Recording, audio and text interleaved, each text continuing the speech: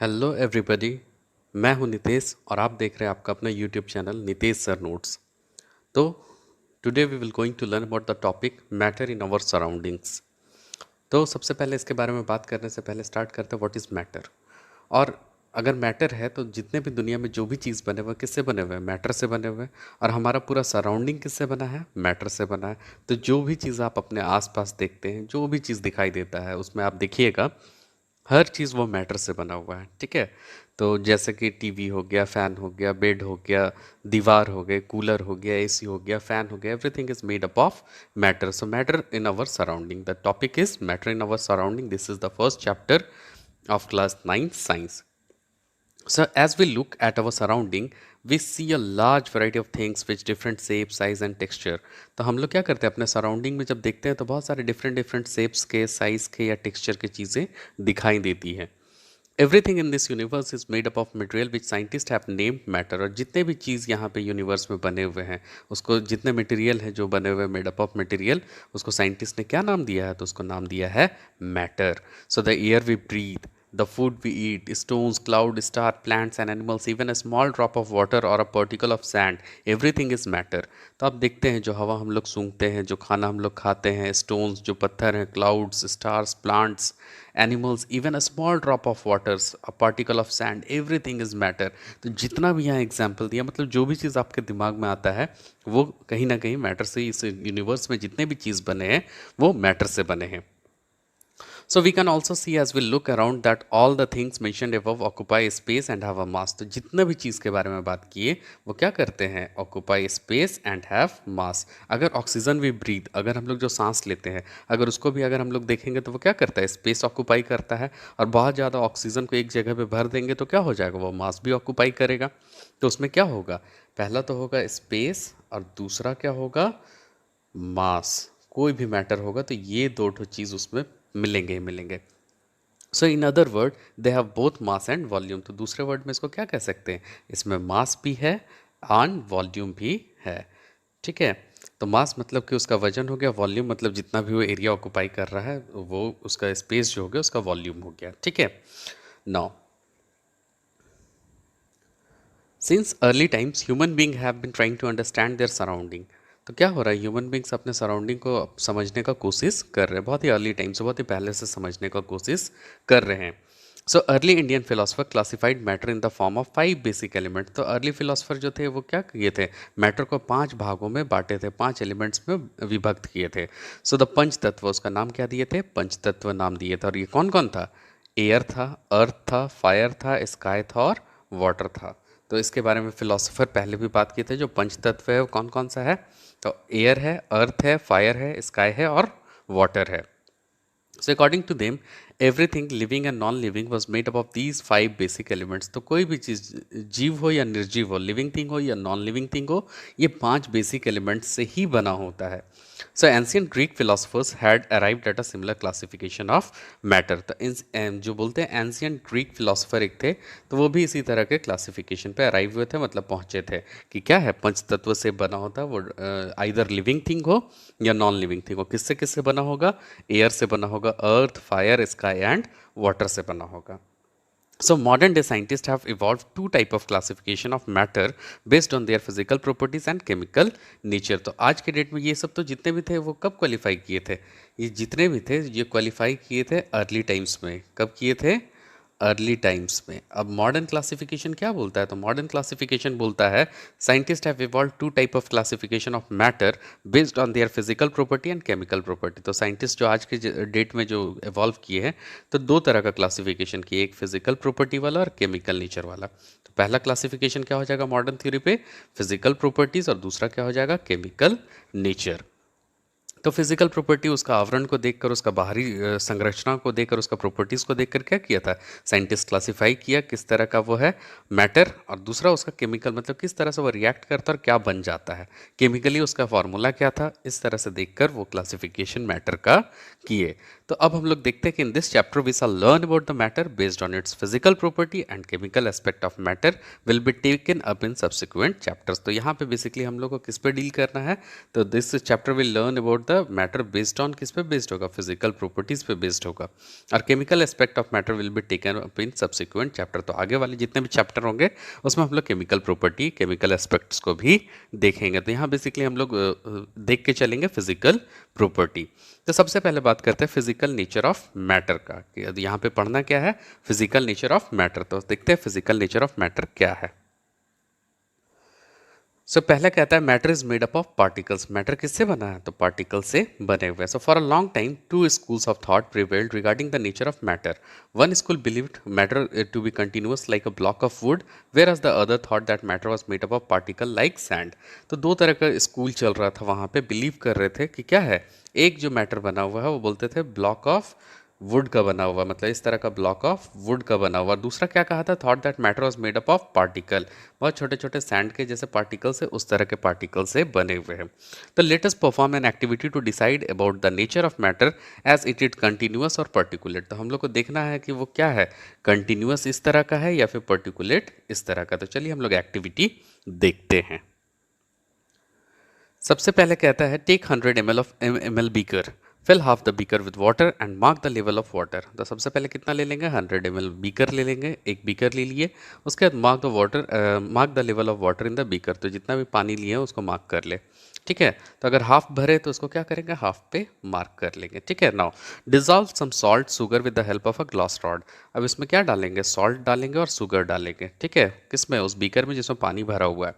Observe any change in water level. अब इसमें change देखेंगे कि वाटर लेवल चेंज किया कि नहीं।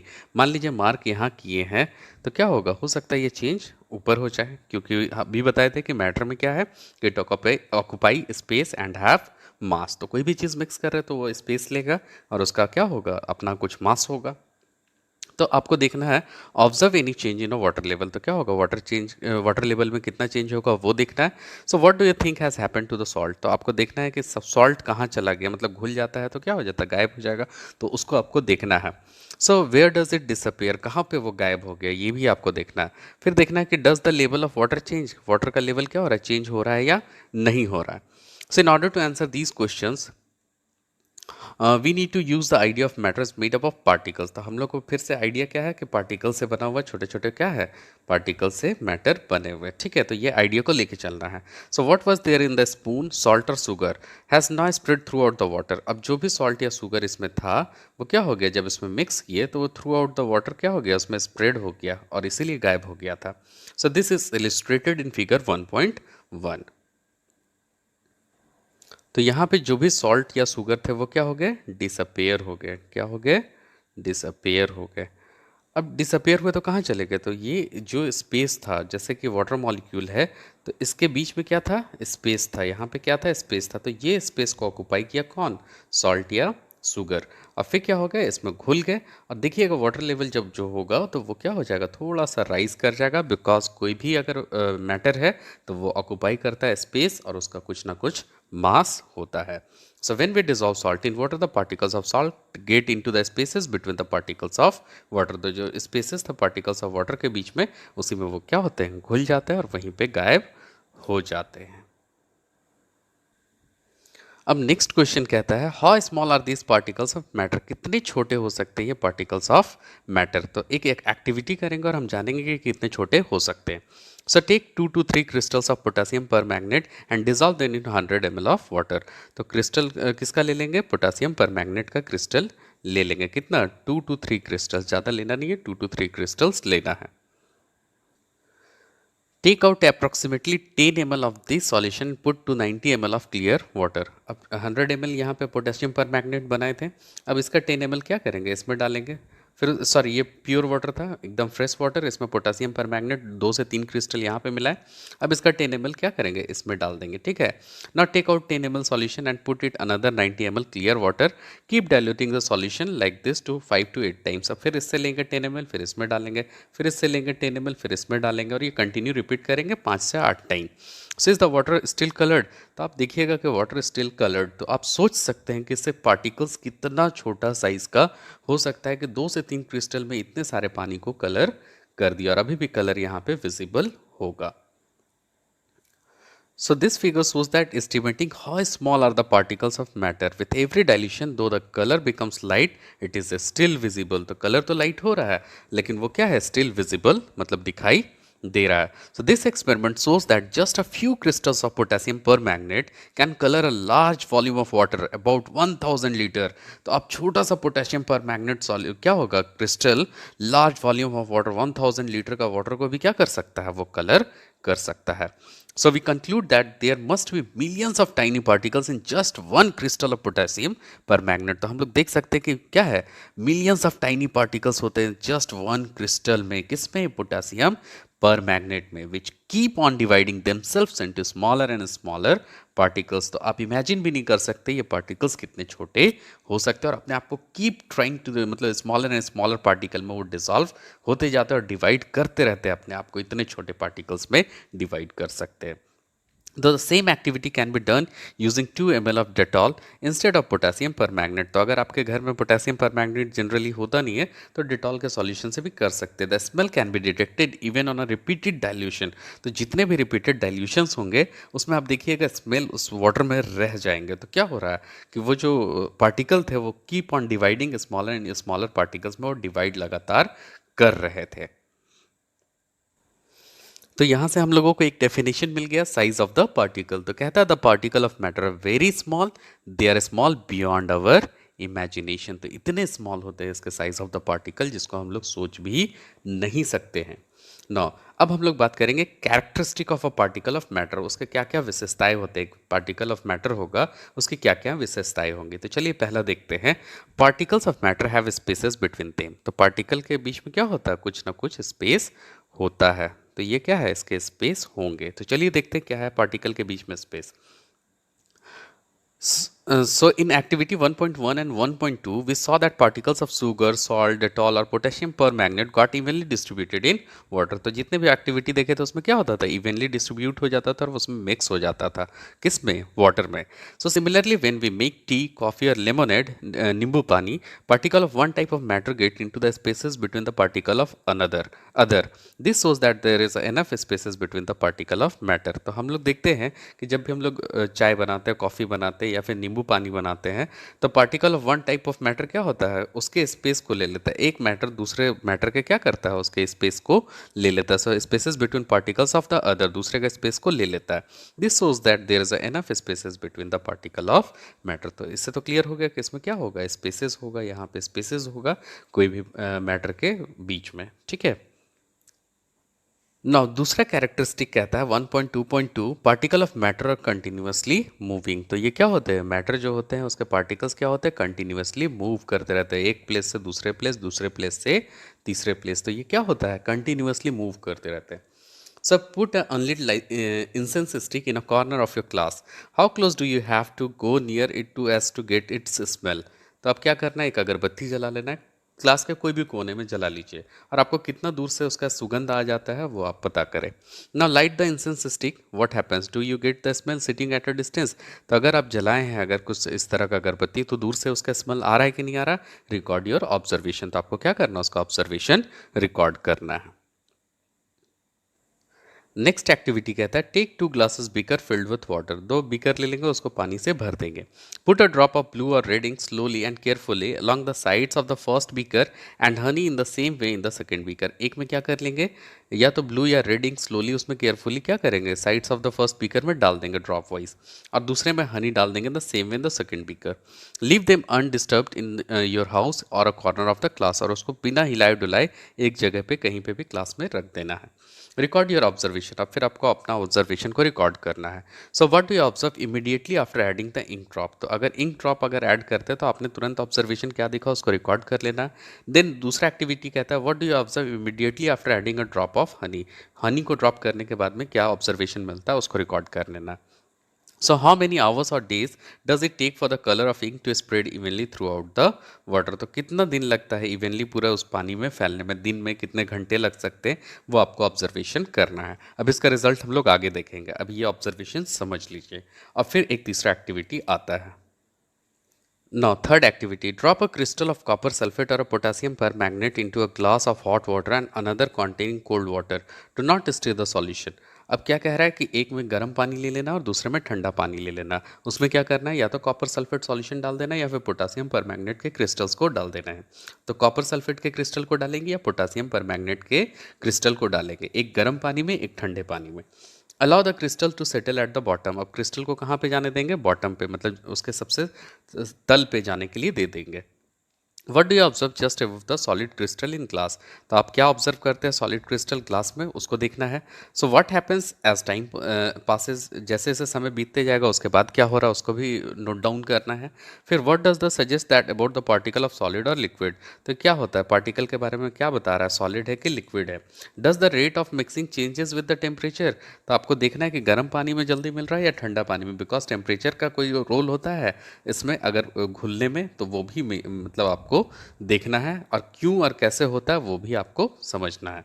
सो from the above three activities 1.3, 1.4 and 1.5 we conclude the following. तो हम लोग इससे क्या क्या देख निकलता है, इससे क्या क्या मिलता है, वो हम लोग कंक्लूड क्या करते हैं वो आगे देखते हैं। तो कहता है कि particles of matter continuously moving. Particle of matter क्या है, कंटिन्यूसली मूविंग है। That is they possesses that we call the kinetic energy. तो उसमें क्या होता है, काइनेटिक एनर्जी होता है, ठीक है। नाउ तो काइनेटिक एनर्जी होगा तो पार्टिकल मूव करेगा। तो जो इंसेंस स्टिक्स जलाए थे, अगरबत्ती जलाए थे, तो वो क्या हो रहा था, दूर से भी उसका सुगंध आ जा रहा था, और दूर से सुगंध आ रहा था तो क्या हो जा रहा था कि उसमें स्मेल हो रहा था। तो अगर आप कोई भी चीज़ अगर बनाते हैं, फॉर एग्जांपल किसी के घर में फिश बनते रहता है, तो उसका स्मेल क्या होता है, बहुत दूर तक सुगंध आ जाता है, और हम लोग क्या कहते हैं कि उसके घर में शायद मछली बन रहा है। तो कैसे कहते हैं, तो जो अगर मतलब क्या होगा, स्मेल होगा, तो पार्टिकल कंटिन्यूसली मूव कर रहे हैं इसलिए वो स्मेल आ रहा है। और क्यों मूव कर रहे हैं, तो due to the kinetic energy. तो ये फर्स्ट पॉइंट हो गया। दूसरा कहता है as the temperature rises particle move faster. तो जैसे जैसे टेम्परेचर राइज करेगा पार्टिकल मूव फास्ट करेगा। तो अब देखते हैं कि अगर जैसे आइसक्रीम को अगर हम लोग सूंघने जाते हैं तो क्या होता है, स्मेल उतना अच्छा नहीं आता है। लेकिन अगर अगर हम लोग कोई गर्म चीज़ है उसको अगर सूंघेंगे तो तुरंत दूर से स्मेल आ जाता है। तो टेम्परेचर जैसे राइज करेगा पार्टिकल बहुत तेज़ी से मूव करेगा। तो अगरबत्ती में क्या किए थे, जलाए थे तो उससे क्या हो गया, हीट हो गया, और हीट से पार्टिकल बहुत तेज़ी से मूव करना शुरू कर दिया। So we can say that with the increase in temperature the kinetic energy of the particle also increases। तो दूसरा में क्या कहता है कि अगर टेम्परेचर को अगर हम लोग इंक्रीज करेंगे, टेम्परेचर क्या करेंगे, इंक्रीज करेंगे, इसको बढ़ा देंगे, तो इसके बाद काइनेटिक एनर्जी भी क्या हो जाएगा, बढ़ जाएगा। तो वो मछली वाला भी एग्जाम्पल है कि किसी के घर में फिश बन रहा है तो आपको क्या होगा, सुगंध दूर तक आ जाएंगे जब गर्मा गर्म फिश बनते रहता है तब। वैसे ही अगरबत्ती जब जलता है तो उसका क्या होता है, इंसेंस स्टिक्स जब जलते हैं तो उसका टेम्परेचर बढ़ जाता है और दूर तक उसका स्मेल चला जाता है। So in the above three activities we observe that particles of matter intermix on their own with each other. तो जितने भी एक्टिविटी हम लोग देखें उसमें क्या देखें कि that particles of matter intermix with their own with each other. तो अपने आप वो एक दूसरे से क्या होते हैं, मिल जाते हैं। तो ये क्या हो गया, थर्ड पॉइंट हो गया। So they do by getting into the spaces between the particles. तो ये कैसे कर लेते हैं, तो जो स्पेसेस बताए थे कि एक मतलब क्या है, मैटर के बीच में क्या होता है, स्पेस होते हैं, तो वो स्पेसेस को वो क्या करते हैं, ऑक्यूपाई कर लेते हैं, उसमें जाके घुल जाते हैं। So this intermixing of particle of two different type of matter on their own is called diffusion। तो यहाँ से diffusion का definition मिल गया कि this intermixing of particle of two different types of matter on their own is called diffusion. तो एक water था, दूसरा पोटाशियम पर मैग्नेट था, और इसमें क्या हो गए थे, ये मिक्स कर गए थे, तो इसी को बोलते हैं डिफ्यूजन, ठीक है। तो डिफ्यूजन क्या हो गया, intermixing of two different type of matter, दो अलग अलग तरह के मैटर आपस में जाकर अपने आप अगर वो मिक्स कर जाए तो वही डिफ्यूजन है। तो यहाँ से डिफ्यूजन पता चल गया। पहला चीज़ क्या पता चला था कि particle of matter are continuous moving, वो लगातार मूव करते रहते हैं। दूसरा क्या पता चला था कि अगर टेम्परेचर राइज होगा तो काइनेटिक एनर्जी भी बढ़ जाएगा। और तीसरा क्या पता चल गया था कि वो अपने आप पर क्या होता है, मैटर इंटरमिक्स करते हैं एक दूसरे के साथ में खुद से। तो अगर दो मैटर आपस में खुद से मिक्स करेंगे तो इसी से एक डेफिनेशन निकलता है जिसको बोलते हैं डिफ्यूजन। यहाँ चार चीज़ क्लियर हो गया। So we also observe that on heating diffusion become faster. तो अगर क्या है कि अगर हीट करेंगे तो डिफ्यूजन क्या हो जाएगा, बहुत तेज़ हो जाएगा। फॉर एग्जाम्पल अगर वाटर है, वाटर में क्या कर रहे हैं, चीनी घोल रहे हैं और पानी फ्रिज से निकाले हैं, तो वो क्या होगा, जल्दी घुलेगा नहीं। लेकिन वही क्या है कि नॉर्मल वाटर होगा तो घुलेगा। अब उसमें और चीनी ऐड करेंगे तो वो ज़्यादा घुल नहीं पाएगा, लेकिन अगर उसको हीट कर देंगे तो वो पूरा का पूरा चीनी क्या हो जाएगा, कंप्लीटली वाटर में घुलना और ज़्यादा शुरू हो जाएगा। तो ये क्या होता है, अगर हीट करेंगे तो डिफ्यूज़न बहुत तेज हो जाता है। नाउ एक्टिविटी 1.2.3 सो कहता है particle of matter attract each other. तो पार्टिकल ऑफ मैटर क्या करते हैं, एक दूसरे के साथ अट्रैक्ट करते हैं। So play this game in the field, make 4 group and form human chains as suggested. तो क्या करेंगे, ग्रुप में आप खेलिए और इस तरह का ह्यूमन चेन जैसे बनाया हुआ इस तरह से बनाना है। Thus the first group should hold each other from the back and lock arms like Idu Mishmi dancers. तो इस तरह से हाथ को क्या करना है, आपस में पकड़ लेना है, फिर यहाँ पे हाथ को इस तरह से पकड़ लेना है, ठीक है, और इस तरह से डांस करना है जैसे ईदू मिशिमी डांसर्स करते हैं। The second group should hold hands to form a human chain. Second group को भी क्या करना है, एक दूसरे का हाथ पकड़ के ह्यूमन चैन बनाना है। The third group should form a chain by touching each other. तो सिर्फ छू कर एकदम उंगली से टच करके और एक ग्रुप का चेन बनाना है, सो फिंगर टिप से। Now the fourth group of students should run around and try to break the 3 human chains one by one into as many small groups as possible. तो क्या करना है, सबको, कुछ स्टूडेंट को ये चेन को ब्रेक करना है छोटे छोटे ग्रुप में बनाकर, जो बहुत टाइट से पकड़ के डांस कर रहे हैं उसको, फिर दूर दूर से सेकंड ग्रुप जो होल्ड हैंड करके डांस कर रहे थे उसको, और तीसरा जो सिर्फ टच करके। Which group was easier to break and why. तो कौन सा ग्रुप सबसे तेजी से टूट जाएगा और क्यों। So if we consider each student as a particle of matter, then in which group the particle held each other with the maximum force। तो आपको तो पता चल गया, जिसमें बहुत ज़्यादा मिसिड जो डांस था उसमें बहुत टाइट से क्या है, क्लोजली वो है, तो अट्रैक्शन क्या होगा, ज़्यादा होगा। सो पार्टिकल्स क्या कर रहे हैं, मैटर का अट्रैक्ट ईच अदर, मतलब बहुत तेज़ी से अट्रैक्ट किए हुए हैं। दूसरा जो सिर्फ हैंड को होल्ड करके रखे हुए थे उनको तोड़ना क्या होगा, थोड़ा सा और मतलब ज़्यादा मुश्किल नहीं होगा, और जो टच किए हुए थे उसको आराम से तोड़ा जा सकता है। Now second activity, take iron nail and a piece of chalk and rubber band. एक आयरन नेल लेंगे, एक पीस ऑफ चॉक मतलब चॉक ले लेंगे, और एक रबर बैंड ले लेंगे। Try breaking them in hammering, cutting और स्ट्रेचिंग। ठीक है, तो पहले हैमर करके तोड़ने की कोशिश करेंगे, दूसरे को कट करके, और तीसरा स्ट्रेच करके। So in which of the above 3 substances do you think the particle are held together with great force. तो आपको देखना है कि किस में सबसे ज़्यादा ग्रेट फोर्स से अट्रैक्ट किए हुए हैं। Now next activity, so take some water in the container, try cutting the surface of water with your fingers. और कुछ वाटर में क्या है, कंटेनर में वाटर ले लेंगे और उसको फिर क्या करेंगे, उसको तोड़ के देखने का कोशिश करेंगे अपने फिंगर से। ठीक है, now were you able to cut the surface of the water, क्या आप सर्फेस ऑफ द वाटर को अपने उंगली से काट पा रहे हैं।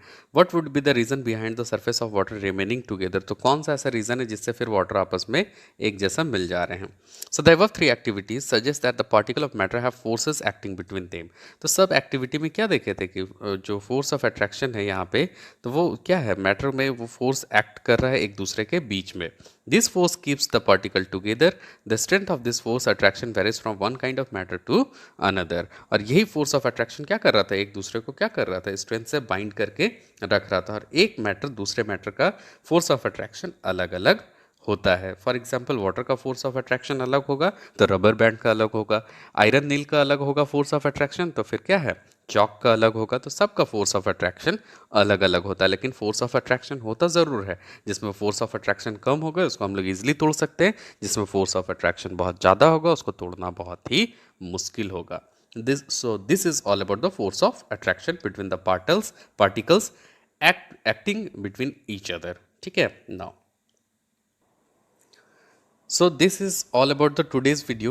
If you like the video, if you understand the video, please share and subscribe the channel.